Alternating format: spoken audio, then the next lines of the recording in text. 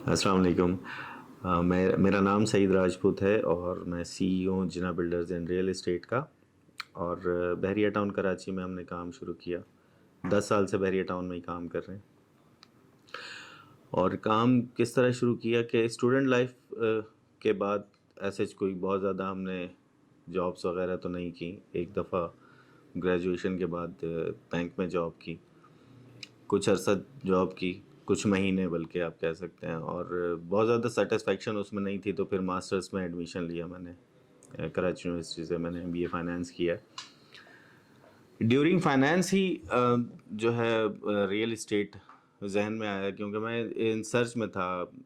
میں نے سنا تھا کہ انسان جو ہے وہ غریب پیدا ہونا انسان کے ہاتھ میں نہیں ہوتا، لیکن غریب مرنا انسان کے ہاتھ میں ہوتا ہے۔ یعنی آپ غریب مریں یا امیر مریں، یہ آپ کا اپنا موٹیویشن ہے۔ اور شروع سے تھوڑا تھا، رسک ٹیکنگ تھا مجھے، اور ریئل اسٹیٹ میں بس مجھے یہ آئیڈیا تھا کہ پیسے کہاں جنریٹ ہوتے ہیں، کس سیکٹر میں جنریٹ ہوتے ہیں پیسے، اس کی میں سرچ میں تھا، اور مجھے وہ ریئل اسٹیٹ ملا۔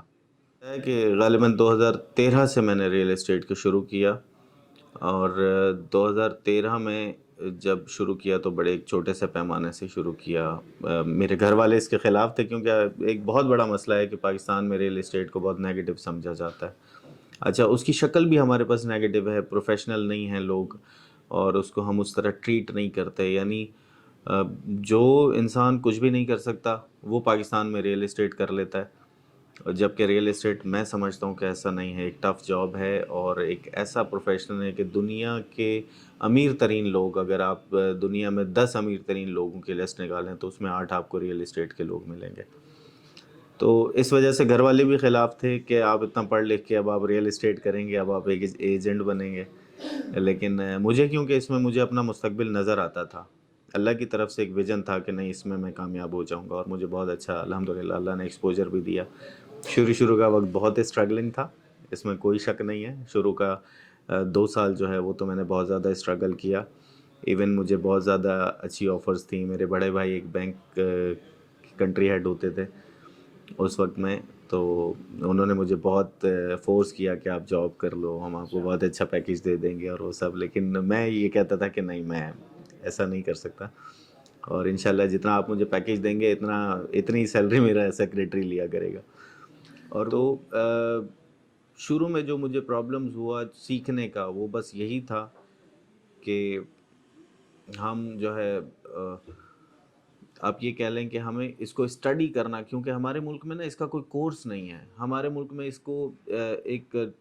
کو انڈسٹری کا لیول نہیں ہے، درجہ نہیں ہے ریئل اسٹیٹ کو۔ ہم کنسٹرکشن کو یا ایک جو ایک ڈیولپرز ہیں ان کی آرگنائزیشن ہم دیکھ سکتے ہیں، یا اس کو ہم انڈسٹری کہہ سکتے ہیں، بٹ ریئل اسٹیٹ کے لیے نا کوئی ایسا ایک پلیٹ فارم ہے نہیں جہاں پہ ہم ریئل اسٹیٹ کو اسٹڈی کر سکیں، ہم ایتھکس کو سمجھ سکیں۔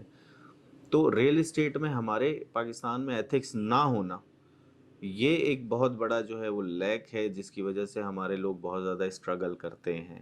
دیکھیں، ریئل اسٹیٹ کے ذریعے ان 10 سالوں میں سب سے پہلے جو ایز اے پرسن میں نے جو چیز سیکھی ہے وہ یہ ہے کہ اگر آپ محنت کرنا جانتے ہیں تو آپ کوئی بھی ٹارگٹ اچیو کر سکتے ہیں۔ میں نے ایک ریئل اسٹیٹ ایجنٹ، اس کی پبلک ڈیلنگ اتنی زیادہ ہوتی ہے، وہ اس طرح کے لوگوں سے اس کی ڈیلنگ ہوتی ہے، صبح شام وہ چیزیں مینیج کر رہا ہوتا ہے کہ ایک ریئل اسٹیٹ ایجنٹ ایک بیسٹ مینیجر بھی ہوتا ہے، خواہ وہ اپنی پرسنل لائف میں ہو، اپنی میرڈ لائف میں ہو، خواہ وہ اپنی ریئل اسٹیٹ میں ہو، لیکن وہ بیسٹ مینیجر ہوتا ہے۔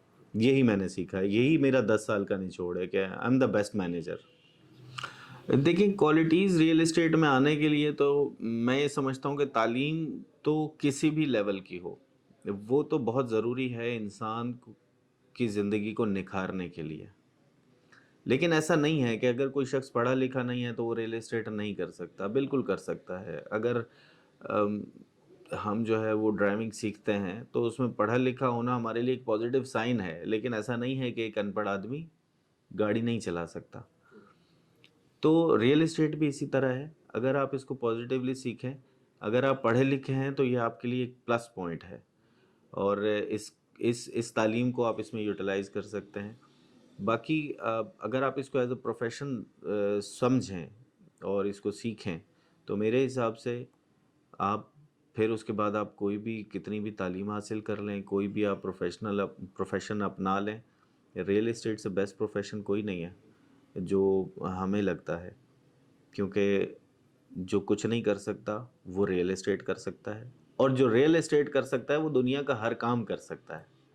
یہ اچھا دیکھیں، کرنٹ ریسیشن اور یہ ساری چیزیں جو ہے نا، یہ ایک مارکیٹ کا حصہ ہیں۔ مطلب اس کو آپ اس طرح ایک مثال کے طور پہ یہ سمجھیں کہ اگر ایک گلاس میں آپ ایک لمٹ تک پانی ڈالیں گے، اس کے بعد وہ چلک جائے گا، اور جب تک وہ گلاس خالی نہیں ہوگا دوبارہ اس میں پانی نہیں بھر سکتا۔